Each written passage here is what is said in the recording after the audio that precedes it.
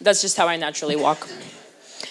Our next poet is an actress who writes poetry. Yes. We got some fans up in the front. An actress who writes poetry occasionally and spends most of her time trying to get oil paint stains off her clothes. Please welcome Tala, everyone.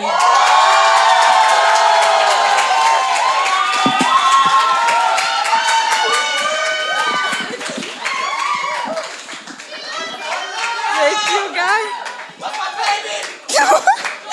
Thank you, guys.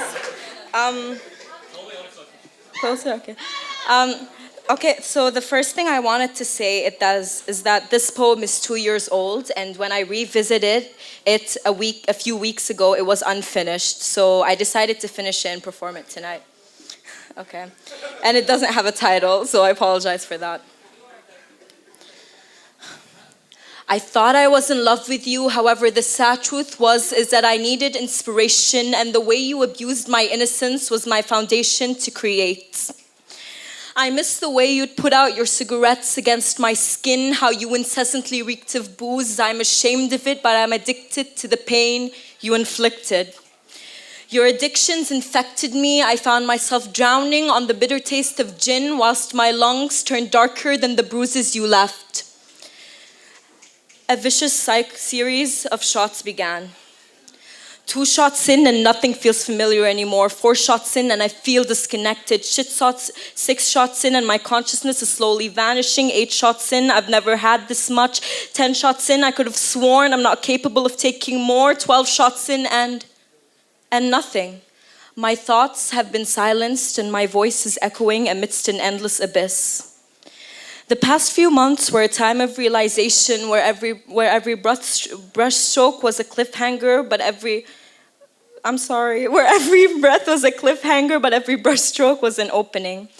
I would scratch your name onto the fragile fibers of every canvas, smother it with an exquisite color, letting its ingredients sink into the scratches I've made, hoping it'll disguise my scars and mask the torment, but I was wrong. We were very similar to the point where I'd look at you and mistaken it for a reflection. No name, no face, no gender. Just 2 familiar souls who are products of an unsettling past. A pivotal point. I noticed that the only way you were capable of wounding me was the fact that we were so similar, and the only person who can pull me out of this rotting wreck is myself. I do possess a bad habit of deliberately repeating my mistakes. I desperately prayed to God that once I escaped this mess, I'd never meet a reflection of myself. I'm finally healing. Spent my time learning to sculpt my pieces back together, render my memories with pigments which playwrights condemned to symbolize euphoria. I look at my past self. It's only a stranger. A fragment of imagination that feels alien. My own mind is suddenly a foreign thing that exists separately from my consciousness. I'm doubting something I once thought was unquestionable. Every painting, drawing, sculpture, every piece of art I've created with you in thought are still in my collection, and I can't bring myself to throwing them away. Why? At least the time and effort put into them resulted in a beautiful outcome, unlike our brittle relationship. At that moment, I realized that my innocence was stained, my pencil mark was crooked, and the way my harsh lines ripped through the sheets was a replication of a way your memory terrorized my thoughts. You've abandoned me in the darkest corners of my mind, burning down the bridges that would have led me home. Your betrayal made me weak enough to denounce my own.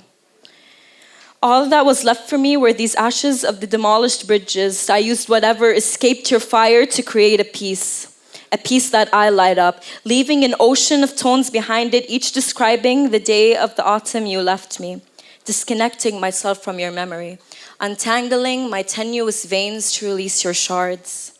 It took me 2 years to complete this. I finally learned how to love myself without you, how to distinguish when I should let go of something toxic, and how to breathe without letting your weight push down on my chest. Thank you.